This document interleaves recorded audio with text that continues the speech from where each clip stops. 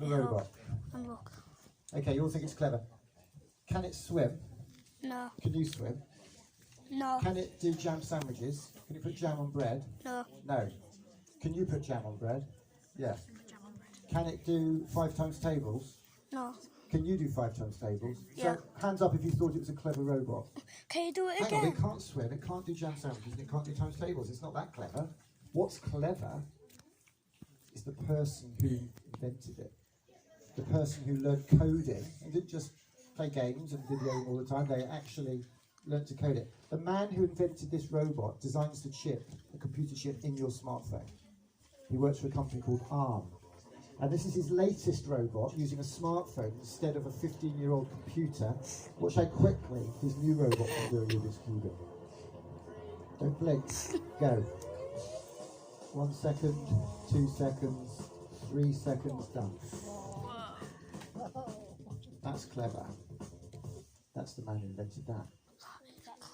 So as I say, I'm not very clever, I'm just a dad. And I started this project in my son's school, 8 years ago now. We started running Scheme Co days where we go into school and we do activities like making paper rockets like this that we've done today, spin painting, making newspaper rolled newspaper, If you like everything's this in that video, little trailer out don't there, forget to subscribe. which we use to go to schools to run little days like this in bell primary schools and give all us a over the thumbs country. up. And that's what Steam's all about. So we talk about steam trains, that's my favourite steam train.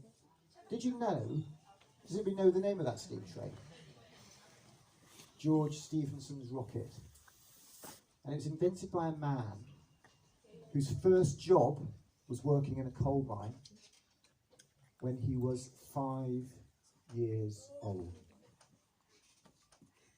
Who's older than 5?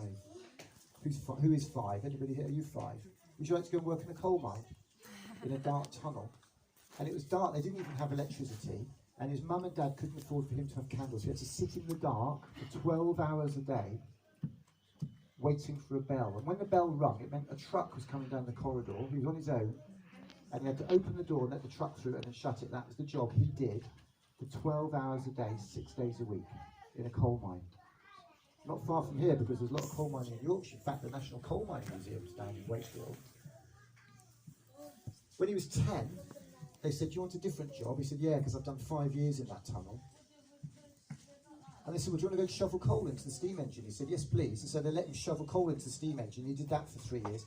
And because he had that job, he saved up his money and learned to read and write, because he couldn't read or write because he hadn't been to school. And because he could read and write, the man at the factory said, at the coal mine said, because you can read the instructions on how the steam engine works, you can be the boss of the steam engine. And because of that, he had a great idea. He said, "Well, why don't we put some wheels on a steam engine, call it a train?" And he invented the world's first passenger carrying steam train there, which, interestingly enough, won a race in Liverpool, and in the process ran over the MP for Liverpool and killed him. And because we were facing a general election, we shouldn't laugh at jokes like that, because he would have been a Conservative Member of Parliament. And this isn't funny, we're not political at Steam Co. I'm keeping a straight face. It's very, very sad, obviously. It's not a little bit ironic. A little ironic. Please keep a straight face, man. Stop giggling, please. It's not funny. Children present.